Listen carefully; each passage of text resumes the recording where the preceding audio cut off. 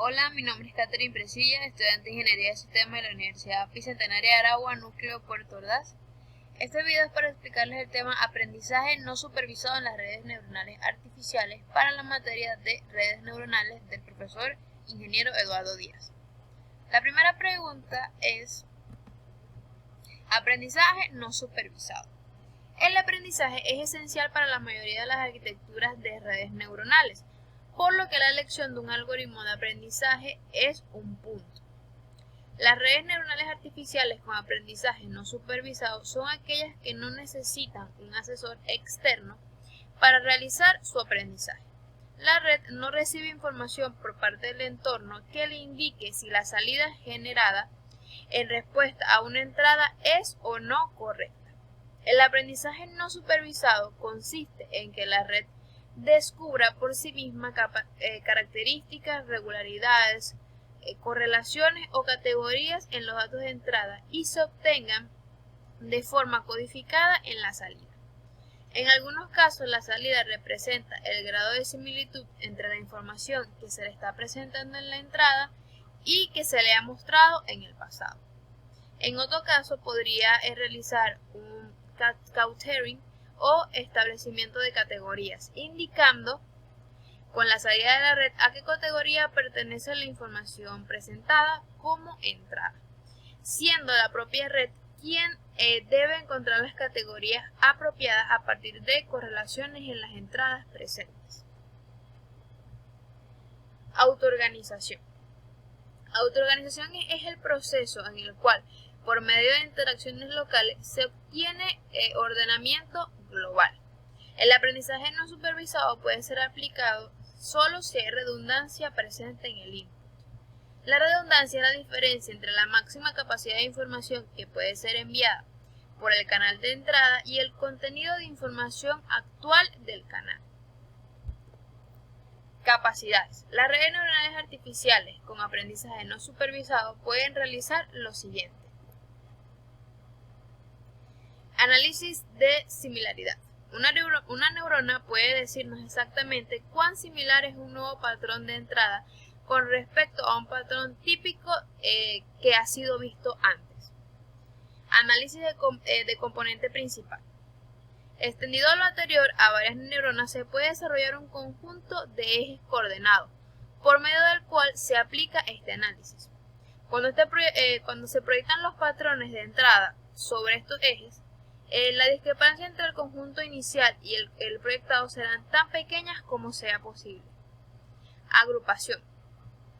Un conjunto de neuronas con salidas binarias, de las cuales solo se está activa en cada instante, nos puede decir a qué categoría pertenece la entrada actual. Prototipado.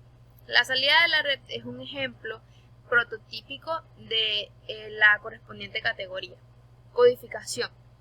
La salida de la red puede representar versiones codificadas del patrón de entrada usando un menor número de símbolos, por ejemplo bits, tratando de retener la mayor cantidad posible de entradas. ¿Okay? Mapas topográficos. Si las neuronas tienen un ordenamiento geométrico fijo, por ejemplo rejillas bidimensionales, y si hay solo una neurona activa en cada instante de diferentes patrones de entrada, pueden activar diferentes neuronas y patrones de entrada similares pueden activar neuronas vecinas. Aquí podemos ver un ejemplo. Ahora, las características. Bien, vamos a ver cuáles son las principales características de redes neuronales artificiales no supervisadas. Primero, no necesitan un profesor externo. Muestran cierto grado de autoorganización. También estas redes descubren en los datos de entrada y de forma autónoma características, regularidades, correlaciones y categorías. Suelen adquirir menores tiempos de entrenamiento que las supervisadas. Tienen una arquitectura simple, habitualmente son una sola capa. Tiene tipos de fundamento como el Kohanen y el Grossman. Y abordan los siguientes tipos de problemas: familiaridad, análisis de componentes principales, agrupamiento, prototipado y extracción y relación de características. Bueno, muchas gracias, lo dejo con mi compañero. Hola, buenas, mi nombre es Jonathan Tocuyo, estudiante de Ingeniería en Sistema. Y en esta oportunidad le vengo a hablar sobre los tipos de aprendizaje no supervisado. Entre estos aprendizajes podemos encontrar dos, que el primero sería el aprendizaje Hebbiano no supervisado y el segundo sería el aprendizaje competitivo no supervisado.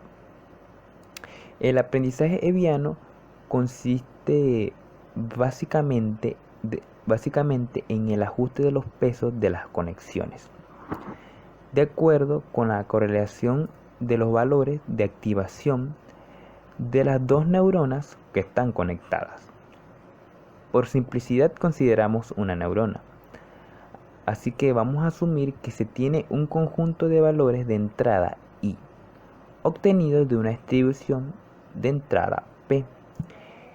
En cada instante de un vector I se obtiene de una distribución P y se presenta a la red. Después de un tiempo, la red no podrá decir en qué grado cierto patrón de entrada forma parte de la distribución de entrada.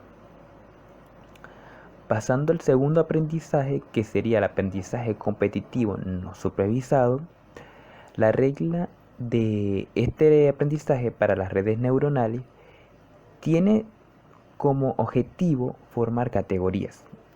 Solo una neurona de salida está activa en cualquier momento. Las neuronas de salida tienen interacciones inhibitorias.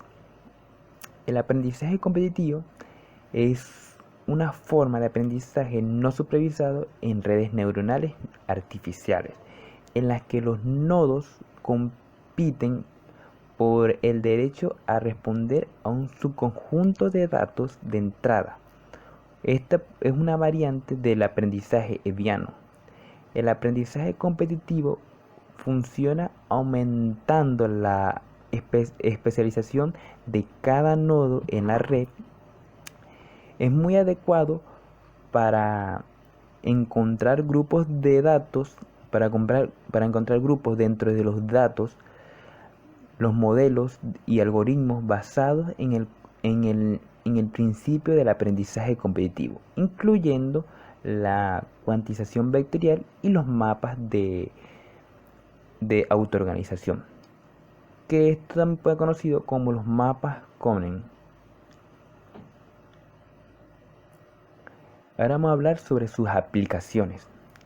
Una de las primeras aplicaciones puede ser en la cuantización de vectores, usada para obtener una compresión de datos. En general, es usada para almacenamiento y la transmisión de información, tal como imágenes. Se particiona un conjunto de vectores de entrada I o una distribución P de vectores de entrada en M categorías para representar cada vector de entrada con un índice, entre paréntesis, número. Luego, con el índice de categoría, podemos reconstruir el vector de entrada original. La segunda aplicación sería en la regresión. Puede realizarse si el número de entradas al problema de regresión es igual a la dimensionalidad de la grilla. El algoritmo de Koenig permite colocar la grilla de neuronas en el espacio de entrada de tal manera que el error entre los vectores peso y los puntos de distribución de la entrada es mínimo. Por última está el agrupamiento, entre paréntesis clustering, que puede decir que podemos hacer un ejemplo que a partir de 16 animales diferentes de una red de 10 por 10 neuronas, la idea central es que durante el entrenamiento la parte de los atributos domine sobre el nombre del animal. El análisis de agrupamientos con información completa de la riqueza y nivel de la vida es distinto en distintos países. Ahora por último vamos a hablar sobre los mapas de Koenig.